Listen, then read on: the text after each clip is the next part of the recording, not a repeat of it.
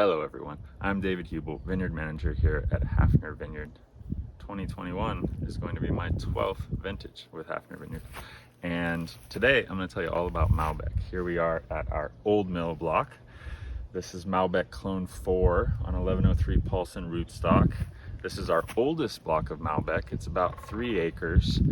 And we take fruit from this block for both the Rosé and the Next Red programs. So as mentioned, this is the Old Mill block, and it's actually the oldest Malbec that we have on the ranch as well. This block was planted in 1997. It's about 3 acres, and in a moment I'm going to take you down to the Fox block.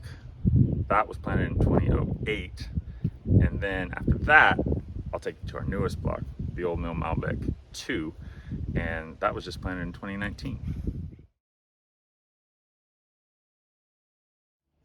Okay, so here we are in our Fox Malbec block. This is clone 595 on 1103 Paulson rootstock. You can see here, beautiful crop this year. We're about a month past the beginning of bloom.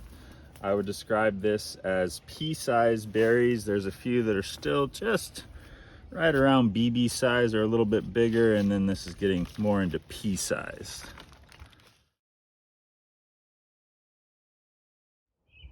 So a few of the things that I like about growing Malbec, I've always been attracted to the plant. I don't know what it is. Maybe it's the leaf shape and form and size. They get really big. Here's a Cabernet leaf for comparison's sake. You can see the deep sinuses on this leaf, and this leaf doesn't have it.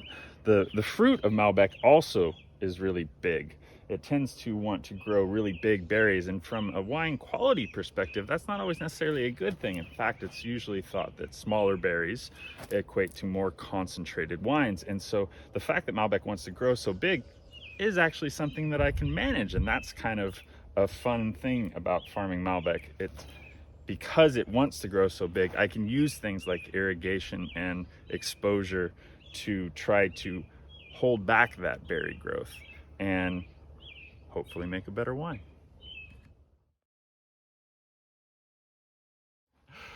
So I mentioned this is the Fox block. Here on the ranch, we've got names for different blocks that we can talk about them. And the Fox block was a name that I was immediately attracted to, and I had to know, where did it come from? Okay, so Mary Hafner used to walk around the ranch every morning. And around this area of the ranch, she would always see a family of foxes. And one of my favorite things about this block is, to this day, I still find foxes out here on a regular basis.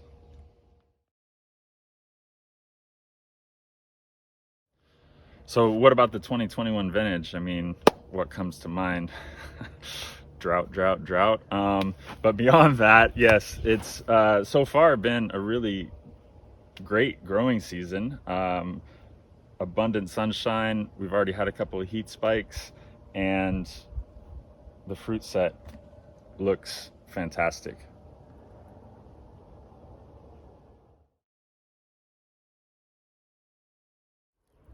And here we are in our newest planting of Malbec. This is the Old Mill Malbec 2, because we already have the Old Mill Malbec that we've already talked about. And this block was planted in 2019. And so this is going to be the first crop this year that we take off of it. And things are looking pretty good.